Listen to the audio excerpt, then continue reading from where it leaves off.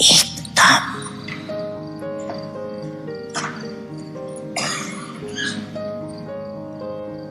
देश से न्यारी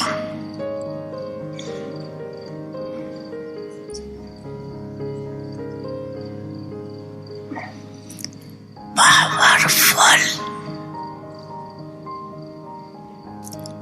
आत्मक रूप में स्थित हो सकते हो। Full stop.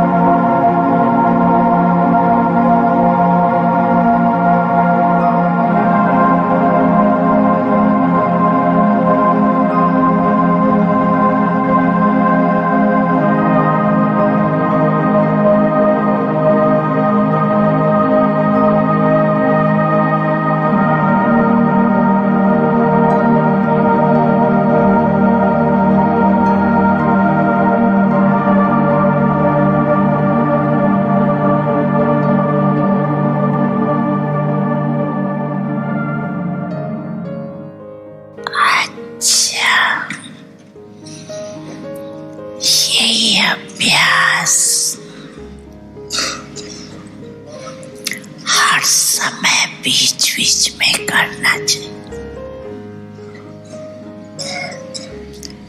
अभी अभी खाने में आए, अभी अभी कार्य से न्यारे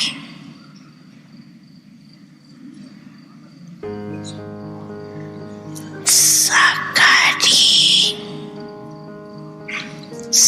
निराकारी स्थिति में स्थित हो जाए।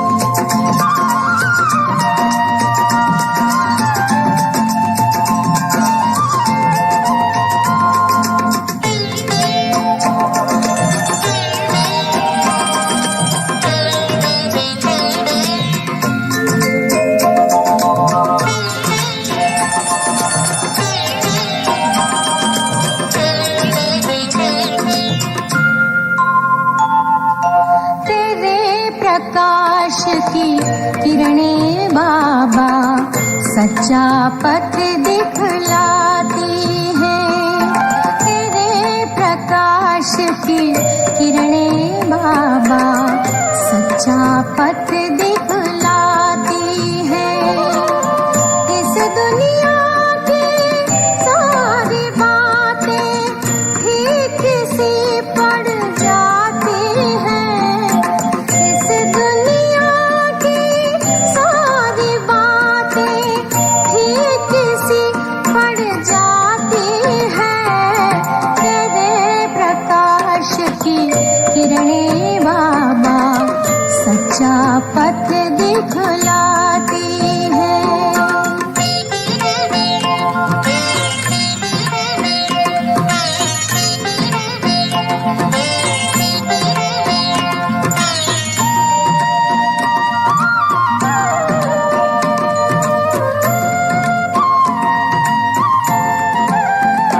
तेरी मंद सुगंधित छाया शीतलता हमें ले जाती है। तेरी मंद सुगंधित छाया शीतलता हमें ले जाती है। तेरे मुख की मीठी वीणा हर मन के साज सजाती है। तेरे मुख की मीठी वीणा हर मन के साज सजाती है। चितवन तेरी निराली हर पथ में फूल बिछाती है। तेरे प्रकाश की किरणें बाबा सच्चा पथ दिखलाती है।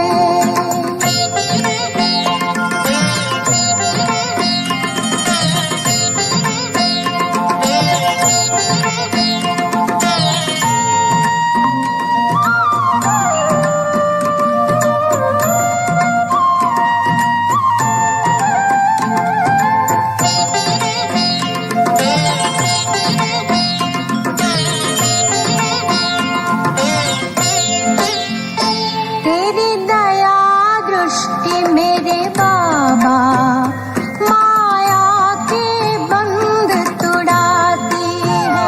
तेरी दया दृष्टि मेरे बाबा माया के बंध तुड़ाती है। तेरे कदमों की परछाई भूल नहीं भुलाती है। तेरे कदमों की परछाई भूल नहीं भुलाती है।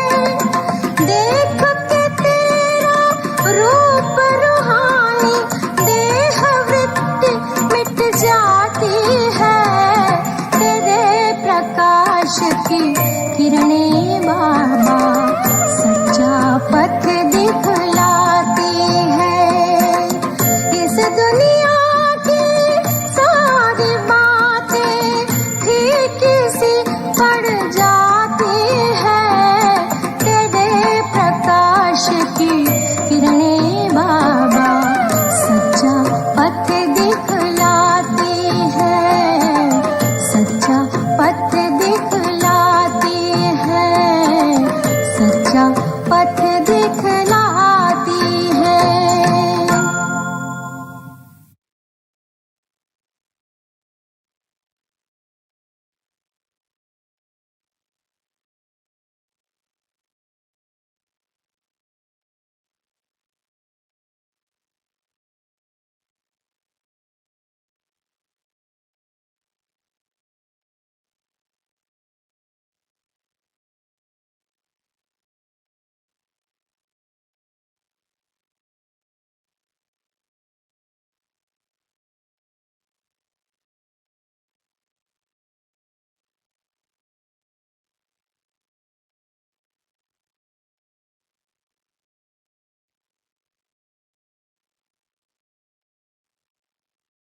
और सारे विश्व तो आपको यहाँ देख के बड़ी खुशी हुई बचपन में एक बार जी। मिला था, लेकिन ये तो जी। मेरे को याद है, आपको याद नहीं हो सकता है, आपके अंदर तो सारा विश्व की याद भरी है। लेकिन आज मिलने से बड़ी खुशी हो रही है, और हमारे सब भाई बहन भी बहुत खुश है। सब आप बड़ा हाथ करके दीदी का स्वागत करो, जी। हाथ ऊंचा करो सब। और डॉक्टर साहब देखिए, दक्षा बहन जी भी सभा में उपस्थित है, तो जयंती दीदी का तो स्वागत है, साथ साथ दक्षा बहन जी का भी बहुत स्वागत है। और भाई और बहनों, आज का ये जो क्लास होने को जा रहा है, ये लॉटरी जो मिलने को जा रही है, इसमें दक्षा बहन ने बहुत बड़ा रोल अदा किया है, बहुत मेहनत करके, बहुत अटेंशन से करवाया है। तो दक्षा बहन जी का भी शुक्रिया भी। జయంతి దీదీకి అందరూ స్వాగతం పలుకుతూ ఉన్నారు.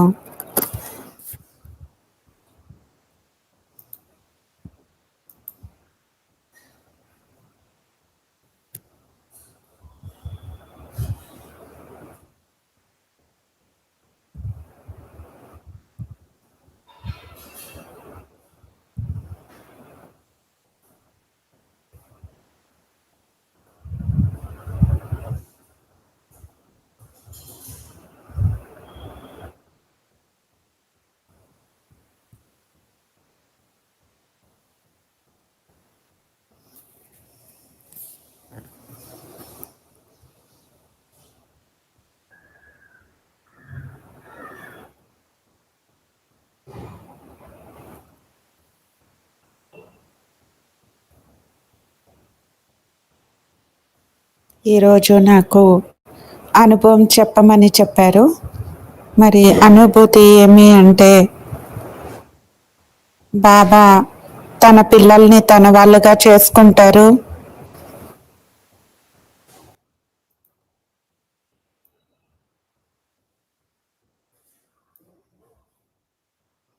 మనం ఎప్పుడూ కూడా ఆలోచించము.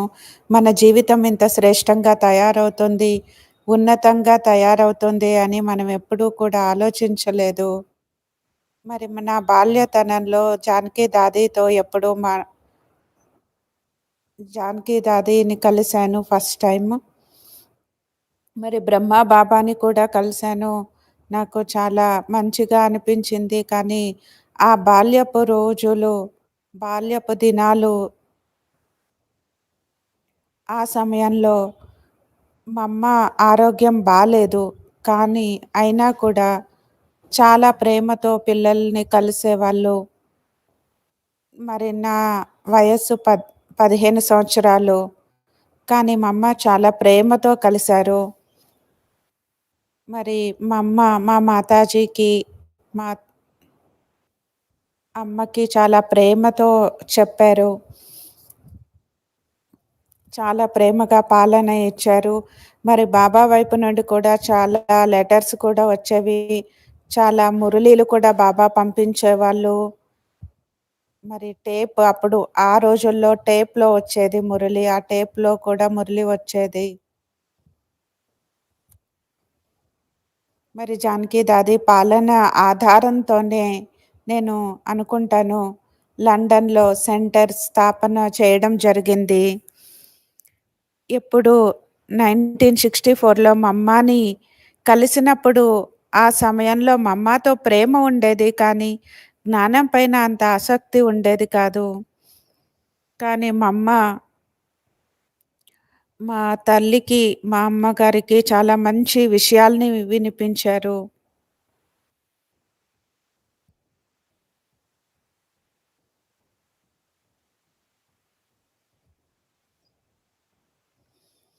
మరి మా అమ్మ కూడా చెప్పారు. మా అమ్మ ఆహ్, వీళ్ళకి చెప్పండి జ్ఞానంలో నడవాలి అని. అప్పుడు మా అమ్మ నన్ను చూసి, మా అమ్మగారిని చూసి చెప్పారు, ఇప్పుడు ఏమీ చెప్పొద్దు. కానీ తన మనసుకి వచ్చినప్పుడు తనే వస్తుంది అని మా అమ్మ చెప్పారు. మరి మీరు ఆలోచించాలి, జ్ఞానం జ్ఞానం యొక్క తల్లి సరస్వతి ఏ ప్రభావం మన పైన వేశారో, ఏమి సంకల్పం చేశారో అది కరెక్ట్‌గా నిజంగా జరిగింది. మరి పిల్లలకి విలువల్ని నేర్పించి ప్రేమగా నడుచుకుంటూ వాళ్ళ అదృష్టం అనుసారంగా వాళ్ళ భాగ్యాన్ని తయారు చేసుకుంటారు. మరి ఇది 1964లో 1964 సంవత్సరంలో బాబాతో మమ్మాతో ఈ విధంగా మాట్లాడడం జరిగింది. కలవడం జరిగింది.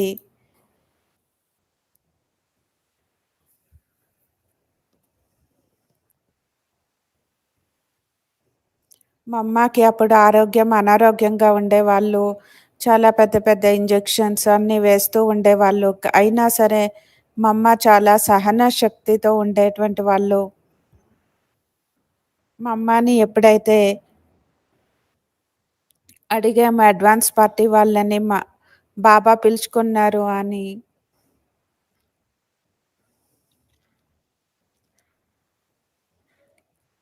మీరు పురుషార్థి పిల్లలకి ఏం చెప్తారు మమ్మ అని అడిగినప్పుడు మా అమ్మ చెప్పారు, సఫలతకి ఆధారము స్ సహన శక్తి, సహనం చేసుకునేటువంటి శక్తి,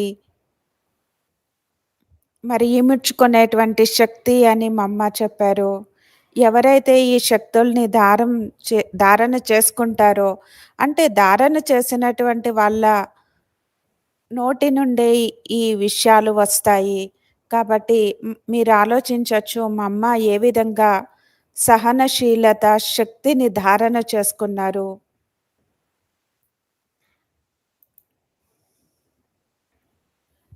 ప్రాక్టికల్‌గా మా అమ్మ జీవితాన్ని చూసి మాకు ప్రేరణ కలిగింది. మా అమ్మ 18 నెలల్లోనే మా అమ్మ అయిపోయారు. మరి బాబా దగ్గరికి వచ్చినప్పుడు 16 సంవత్సరాల కుమారి ఒక రాత్రిలోనే తన జీవితాన్ని నిర్ణయించుకొని ఓం రాధాగా ఉండేటువంటి వాళ్ళు మా అమ్మ అయిపోయారు.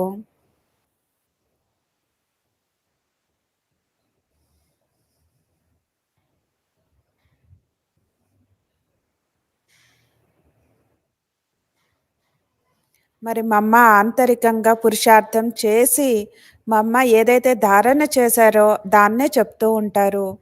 మరి దాని తర్వాత 18 నెలల తర్వాత బాబా చెప్పారు. శివ్ బాబా ద్వారా సందేశం కూడా వచ్చింది. మరి బ్రహ్మ బాబా చెప్పారు, ఈ రోజు నుండి బాబా కూడా మీకు మమ్మ అని చెప్తారు.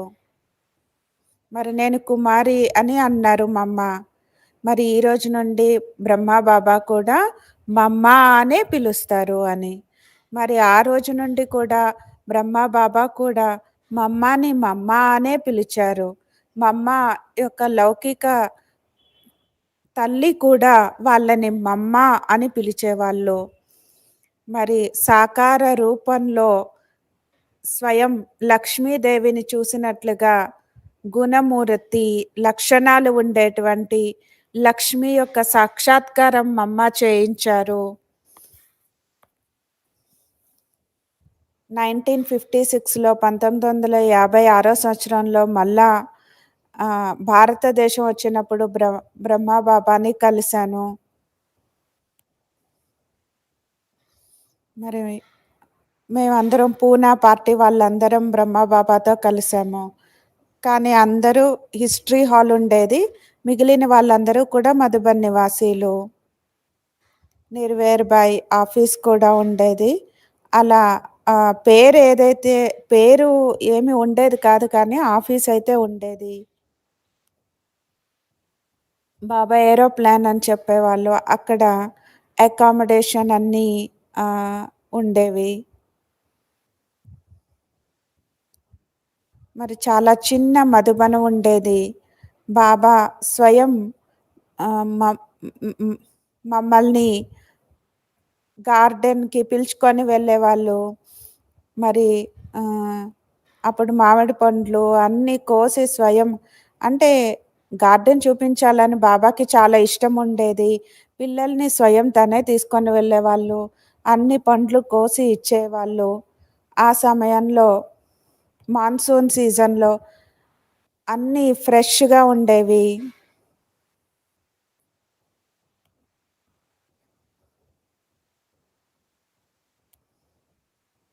ఆ సమయంలో గార్డెన్ ఉండేది. మరి ద్రాక్ష పండ్లు కూడా ఉండేవి. మా అమ్మ మా అమ్మకి కూడా అంతిమ సమయంలో నొప్పి ఉంది. మరి బాబా ఆ సమయంలో కూడా చెప్పారు, "మా అమ్మ మీ అందరిని కలుస్తారు. ద్రాక్ష పండ్లు ఇస్తారు" అని చెప్పారు. మరి ఆ సమయంలో కూడా తెలీదు మా అమ్మ యొక్క అంతిమ సమయము అని ఎవరికీ తెలీదు. మరి ముఖ్య అక్కయ్యలందరూ కూడా వచ్చి చేరుకున్నారు. మా అమ్మతో చాలా లోతైన సంబంధం ఉండేది ఆ సమయంలో. మీరు ఆలోచించొచ్చు. మరి ఒక్కొక్కరికి కూడా ఆ సమయంలో మీరు ఆలోచించొచ్చు. మా అమ్మకి లోపల ఎంత పెయిన్ ఉంటుంది అని, నొప్పి ఉంటుంది అని. కానీ అయినా కూడా మా అమ్మ చాలా ప్రేమతో దృష్టి ఇచ్చి ద్రాక్ష పండ్లు తన చేతులతో తీసి ఇచ్చారు. దృష్టి ఇచ్చారు, ద్రాక్ష పండ్లు ఇచ్చారు. మరి సహనశీలత మూర్తి మా అమ్మ అని చెప్పచ్చు. మరి దాని తర్వాత బాబా స్వయం బడి మా అంటే పెద్ద తల్లి పార్ట్ కూడా బ్రహ్మబాబా చేశారు. ఆ సమయంలో సంఘటన కూడా చిన్న సంఘటన ఉండేది. అక్కడ గార్డెన్ అంతా కూడా చూపించేవాళ్ళు.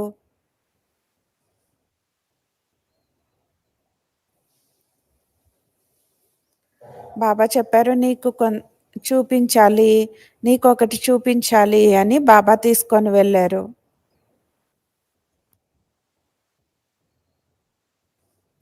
బాబా అడిగారు, ఈ మొ ఈ ప్లాంట్ ఏమి అని నీకు తెలుసా అని అడిగారు. ఇది టచ్ మీ నాట్ ప్లాంట్ అని. అంటే అది ముట్టుకుంటే వాడిపోతుంది. ఆ ప్లాంట్ అని, ఆ మొక్క అని బాబా చెప్పారు.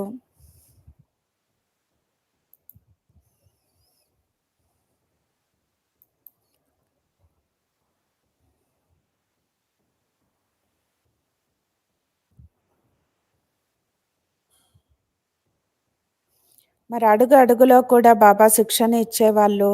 బాబాతో బ్యాడ్మింటన్. బాబా 6 అడుగులు పొడుగ్గా ఉండేవాళ్ళు. మేమేమో చిన్నగా ఉండేవాళ్ళం. మళ్ళా మా తమ్ముడు కూడా ఉండేవాడు.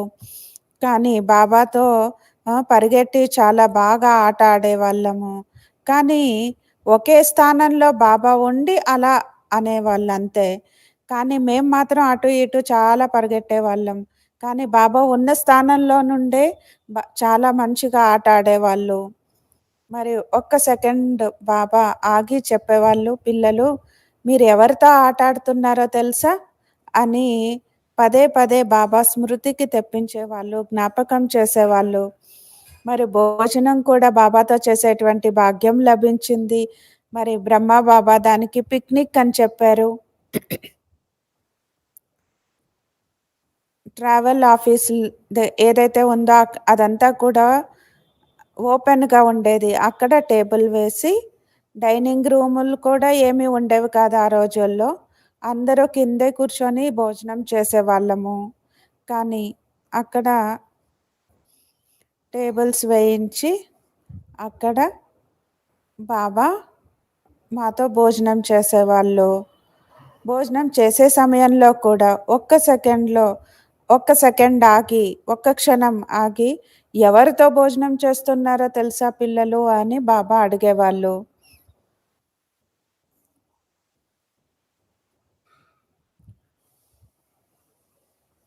మరి మాకు కూడా మధ్య మధ్యలో బాబా గుర్తు చేయించేవాళ్ళు.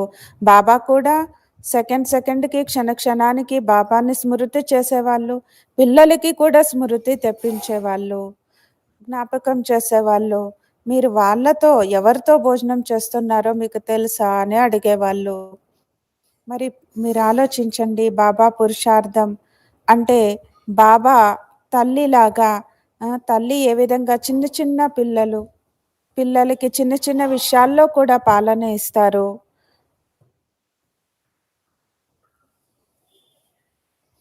ప్రెసిడెంట్ అవ్వచ్చు, కానీ ప్రెసిడెంట్ ఇంట్లో తండ్రే కదా! పిల్లలకి తండ్రే కదా! అలానే బ్రహ్మబాబా కూడా పిల్లల దగ్గర తండ్రిలాగా, తల్లిలాగా చాలా మంచి పాలన ఇచ్చారు. మరి పిల్లలని అడిగేవాళ్ళు,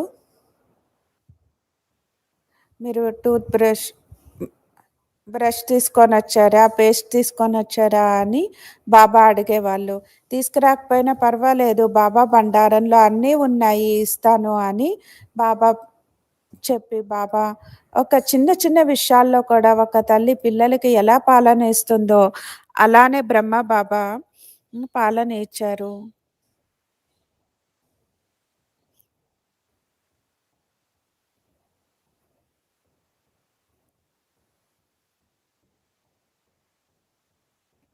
బాబా మళ్ళా అడిగేవాళ్ళు, "మీకు చపాతీలు తినడం అలవాట్లేదేమో! ఆ!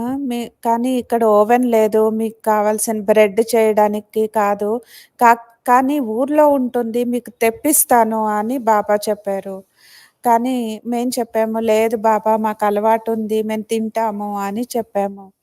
కానీ ఆది పిత, గ్రేట్ గ్రేట్ గ్రాండ్ ఫాదర్ చెప్ అన్నా సరే, కానీ తల్లిలాగా చిన్న చిన్న విషయాల్లో కూడా పిల్లలకి చాలా ప్రేమతో బాబా పాలన ఇచ్చారు. సంభాలన చేశారు. పాలన ఇచ్చారు. మరి ఆ ప్రేమే అందరిని కరిగించేసేది. బాబా ఇచ్చినటువంటి ప్రేమ.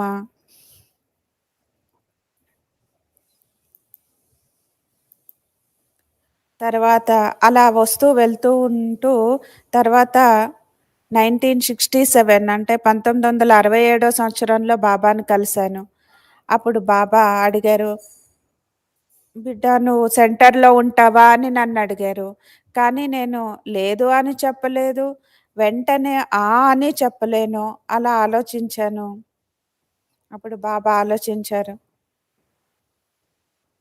ఇప్పుడు లండన్ వెళ్ళు, తర్వాత చెప్పు నీ నిర్ణయం అని చెప్పారు. తర్వాత 1968 సంవత్సరంలో భారతదేశానికి వచ్చి చాలా సంవత్సరాలు సారీ చాలా రోజులు ఉన్నాను.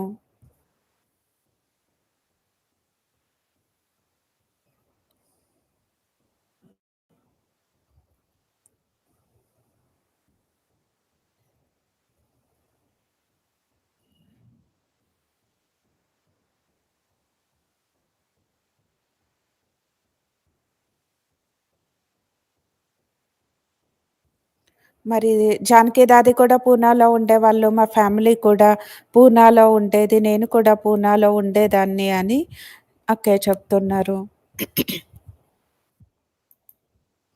అక్కడ అంత పెద్ద హాల్ ఏముండేది కాదు. 20 మంది కూర్చోవచ్చు. అంత హాల్ ఉండేది. మరి చాలా చిన్న కిచెన్ ఉండేది. అక్కడ ఒక వ్యక్తి అయితే పని చేయొచ్చు. ఒక చిన్న బెడ్‌రూమ్ ఉండేది. ఆ చిన్న బెడ్‌రూమ్‌లో 2 బెడ్స్ ఉండేవి. మరి జానకి దాది తర్వాత సుందరాబేన్ అని ఉండేవాళ్ళు. అక్కడ కూడా ఇద్దరు మాత్రం నుంచోవచ్చు. మూడో వ్యక్తి నుంచోడానికి స్థానం ఉండేది కాదు. కిచెన్‌లో కూడా ఇద్దరు నుంచోవచ్చు. ఒకళ్ళైతే ఆరాంగా అంటే పని చేసుకోవచ్చు. మరి అలా చిన్న సెంటర్‌లో జానకి దాది ఉండేవాళ్ళు.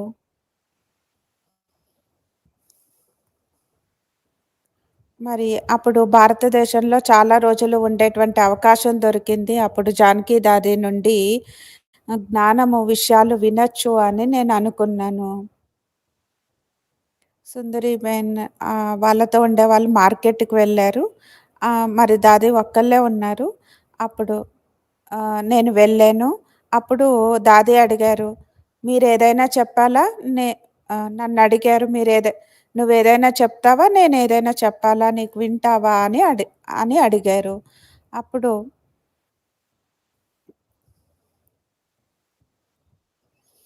ప్రతి ఒక్కరికి కూడా నేను ఏమి చెయ్యాలి అనేటువంటిది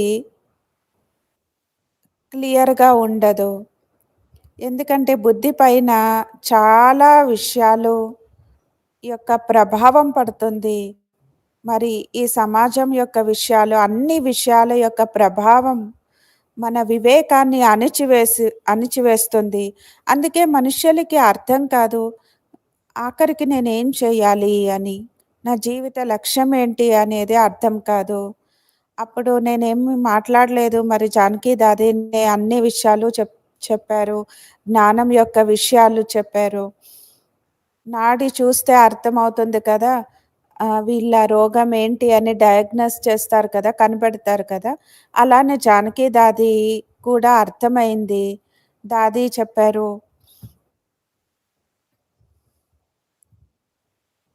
నేను ఆలోచించాను. దాది ఏదైతే చెప్పారో అది నాకు ఆహ్,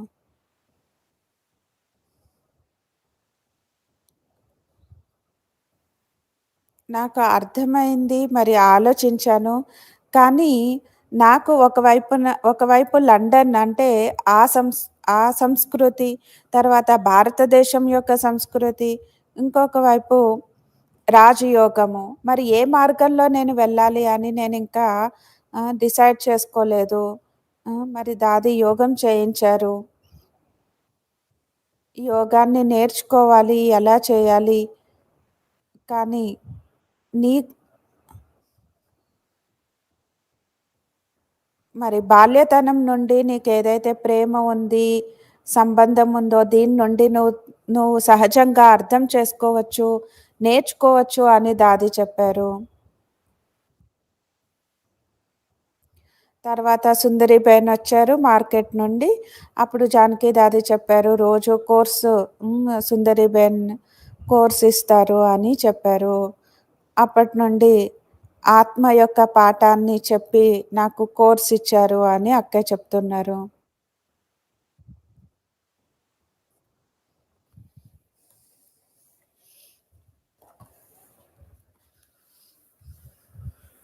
మరి ఆత్మ ఎలాంటి వస్తువు అనేది ఇప్పటి వరకు ఎవరు ఇంత లోతుగా చెప్పలేదు. అంత లోతుగా ఆత్మ గురించి చెప్పారు.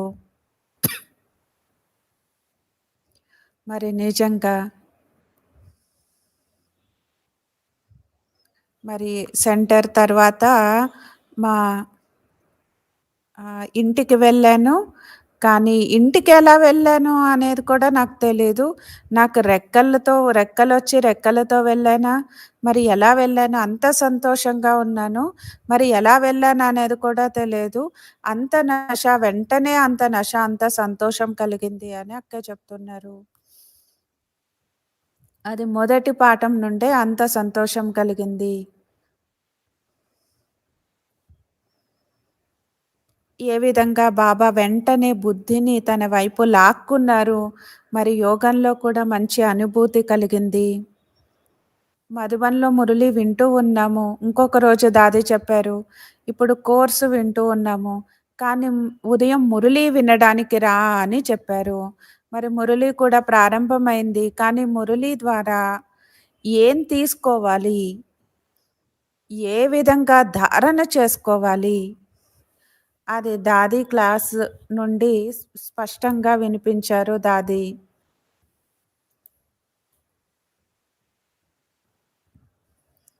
మీరు మధుబన్‌లో కూడా చూసి ఉండొచ్చు ఆ విధంగా.